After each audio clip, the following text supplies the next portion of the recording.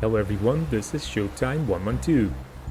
After the 1973 war, Israeli Air Force went through a period of rebuild and modernization. F-15s represented a giant step forward, but their high cost required them to be supplemented by a cheaper but still highly capable fighter. And Israelis chose the F-16 in 1978. The Carter administration conditioned the delivery of the new fighter with signing of a peace treaty with Egypt. Once the treaty was signed, there were no further obstacles. Israelis even received their first F-16 sooner than expected, thanks to the Islamic Revolution in Iran and cancellation of a large order placed by the deposed Shah. 75 F-16A and B models were ordered, with first examples arriving in July of 1980.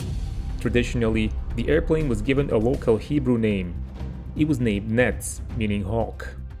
F-16s replaced Mirage 3s of the 1st Jet Squadron, A-4 Skyhawks of Knights of the North Squadron, and Neshers of the Negev Squadron. As hostilities with Egypt and Jordan became a thing of the past, Israel's main rival was now Syria. Military forces of the two nations continued with frequent skirmishes, but primarily in the territory and airspace of a third country, Lebanon, which was experiencing a difficult civil war. The first aerial victory for the F-16 in history was achieved on 28 April 1981, when Lieutenant Rafi Berkovich shot down a Syrian Mi-8 helicopter in Bekaa Valley. This incident was described in detail in an earlier video, and you can watch it if you missed it. In July of 1981, the situation in the region wasn't too different from the current one. Israeli Air Force was striking various targets, trying to put pressure on Palestinians, which responded by artillery strikes against Israeli towns, which in turn provoked more airstrikes, and the vicious cycle repeated indefinitely. On 14 July, 4 F-16s from number 110, Knights of the North Squadron, was flying cover for a flight of A-4s, striking targets in the Sidon area. They were to attack positions of two Palestine factions, Fatah and Popular Front for the Liberation of Palestine. The attacks reportedly resulted in some civilian deaths, and Israeli aircraft also buzzed Beirut at low altitude and supersonic speed.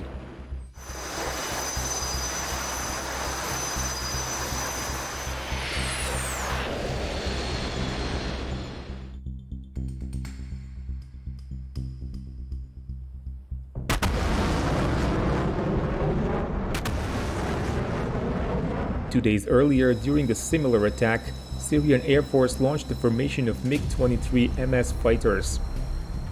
However, they kept their distance and didn't intervene.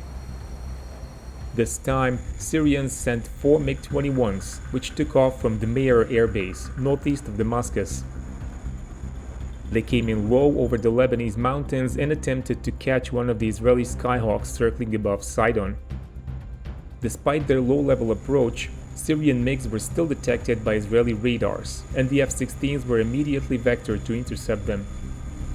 Israelis also applied effective electronic countermeasures, which disrupted radio contact between the Syrian formation and their ground control.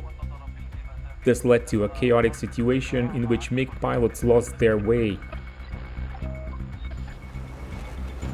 Israeli F-16s were over the Mediterranean Sea when they were warned of the MiGs. The formation was led by Amir Nachumi, an Israeli ace with 6 confirmed kills flying F-4 Phantom in the 1973 war. Just like with many successful fighter races, his career had a less than stellar beginning. He applied for the Air Force in 1962, but failed the course due to a lack of physical fitness.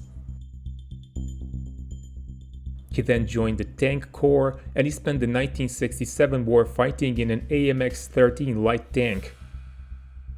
In 1968, he reapplied for the Air Force, and this time he was accepted. During the War of Attrition, he flew 50 combat missions in Dassault Ouragan, a very outdated straight-wing jet.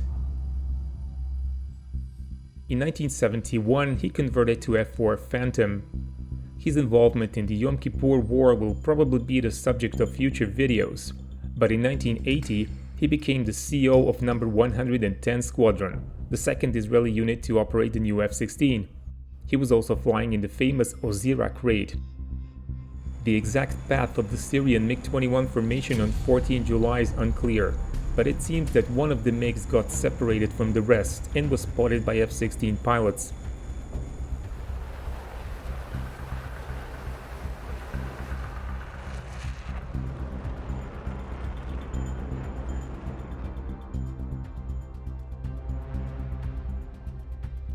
Nachumi says that the MiG was very close when he saw it, with a camouflage he was familiar with from his previous combat experience.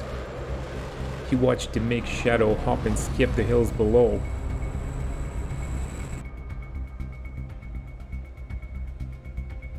Both fighters were flying very low.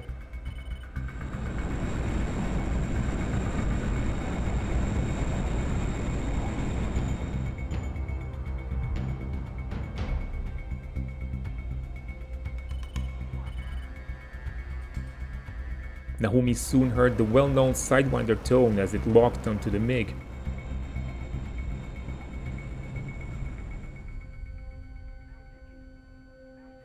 He pressed the trigger and the AIM-9L guided precisely.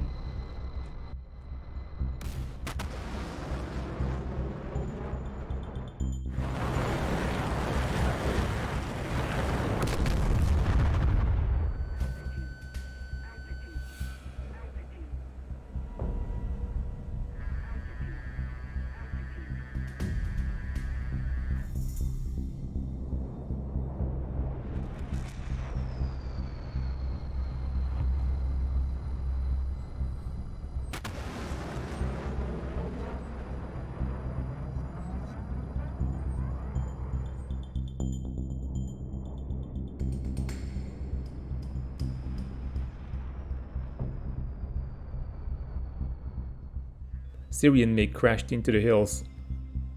The first victory for the F-16 over an enemy jet was not a complex dogfight, but rather a successful intercept of an aircraft whose pilot likely didn't even know he was being attacked.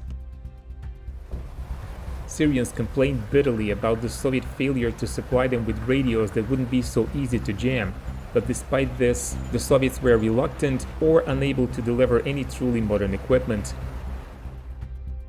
F-16 was the top scorer in the brief 1982 Lebanon conflict between Israel and Syria, and Amir Nachumi added another 6 kills to his total, which made him the top F-16 ace of all times. If you liked the video, be sure to press the like button. Join our Patreon supporters or donate on PayPal if you want to increase the chances of future content, and keep watching Showtime 112.